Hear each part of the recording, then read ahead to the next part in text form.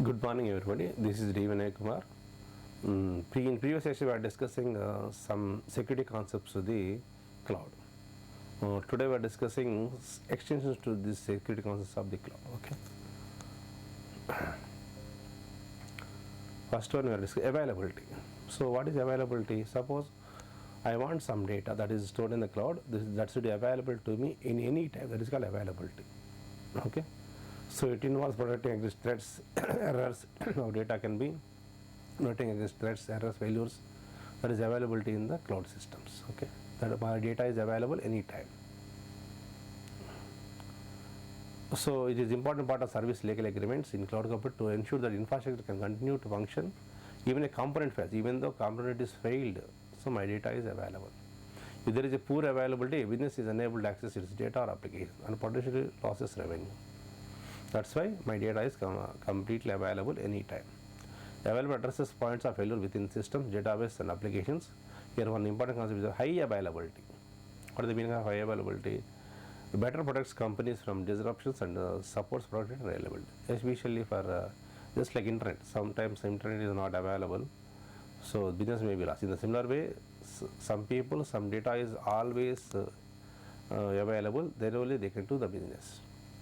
In the similar way, in that concept, to provide data anytime, they are using a concept of high availability. Okay. What are the three best practices to achieve high availability? Here I am discussing three important practices. First one, determine how much uptime we need. First we will discuss uptime. What is by uptime? It is a measurement how long a system properly functions. Suppose any system in the world cannot work 100%, 24 hours or 24/7 continuously with 100% result. So that's why our concept is called uptime. It is a measurement how long a system properly functions. What is the meaning of uptime here? A service level agreement between cloud service provider and customer will state that cloud expected availability and potential consequences for failing to meet it. So it is the agreement between cloud service provider and customer. For example, see here, we can take AWS cloud, Microsoft Azure and Google Cloud, what it may be. They are providing 99.9% availability for each paid service. They are providing data 99% availability. The provider promises its customer that will experience less than 9 hours downtime over the course of a year. So how many hours here? There in a year there are 24/7 into 360 means so many hours are available. In those hours, our data are not available less than 9 hours only.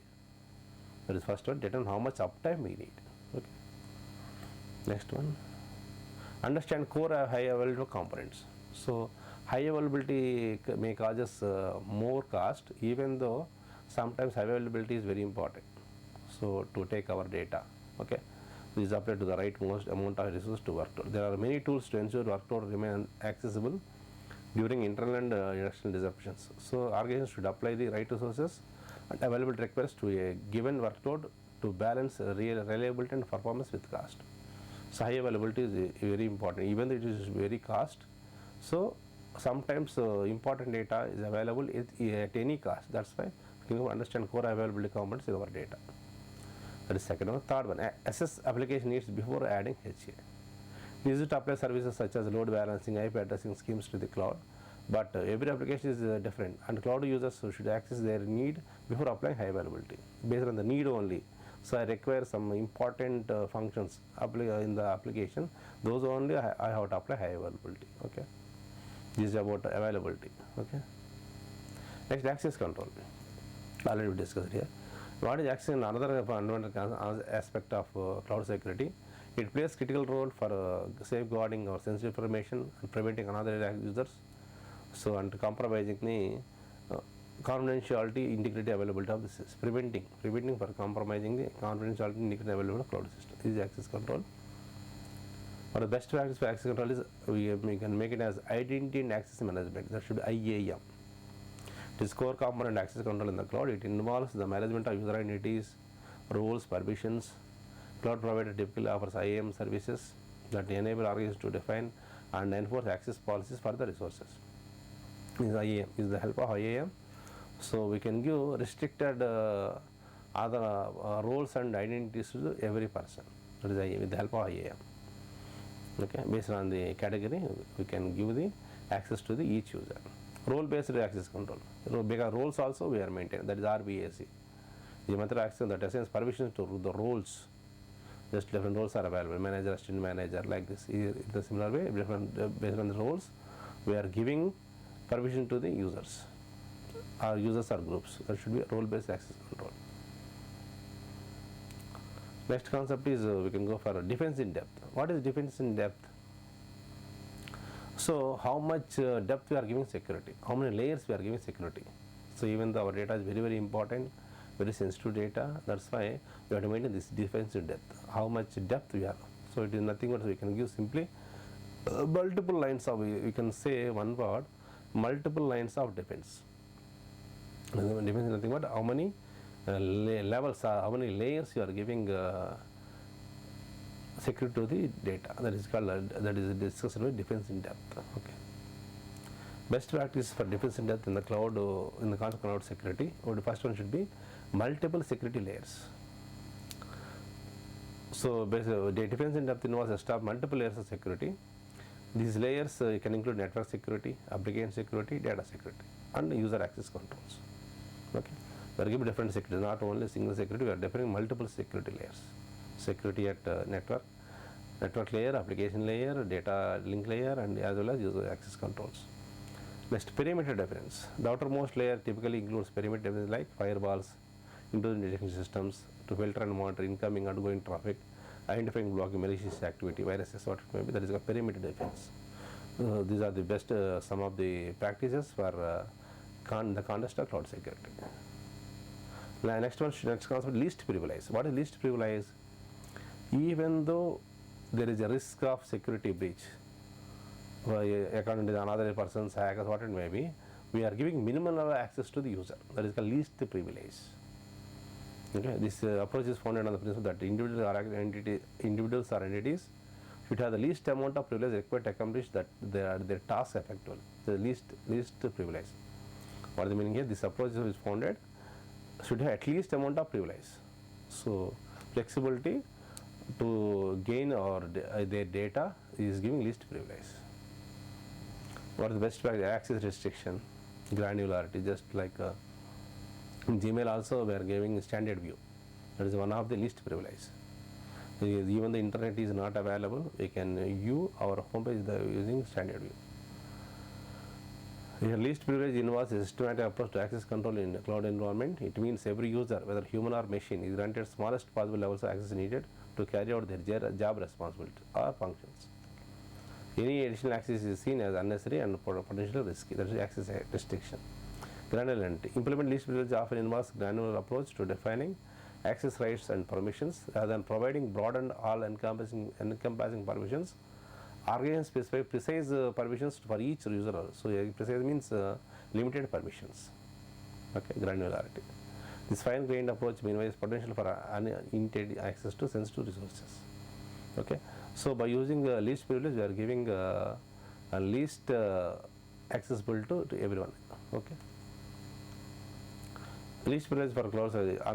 Next one is user and role-based access control. Here also we are maintaining user and role-based access control, auditing monitoring. So it is also every time auditing monitoring is very, very important. Suppose any other person is coming, any virus are attacking our data, it should be monitored by everywhere. Okay. To ensure least privilege effectively, cloud service providers offer identity and access management, already discussed here. So that enable organizations to define and manage access rights based on their roles and responsibilities. Okay. Audit and monitoring of every time we can monitor our data. Next one, importance of security in the cloud. So why security is important in the cloud? So it is supreme in the cloud. So storing data in the cloud is not important, but giving that data security is very important. That's why our course is, our main aim of course is to giving security to the data in the cloud. Okay, we are giving so many access control, data encryption, security model like this. Best practice. Best practice of cloud security is use a shared responsibility model, implement a security framework, use strong passwords and multi-factor authentication, encrypt data at rest and in transit, monitor cloud activity or for suspicious activity. See here, first one is use shared responsibility model. Cloud providers and cloud customers share responsibility for cloud security. So security providing is not only responsible cloud providers, cloud customer also responsible. They open the system, username password like this, they out of the room, somebody is coming, so they can see the particular home page of the data, they can easily access, they can change the passwords also. So cloud providers are not only responsible for the security, customers also responsible. Okay, so they can't give their details to other persons. Okay, they can't leave they can't leave out the room without to shut down the systems like this. Okay, use a shared responsibility model. So your responsibility is for not only not only cloud providers, it is also responsible for cloud customer also, including the security framework. It is used for to protect any viruses, what it may be. By using security framework, we can restrict the unauthorized persons.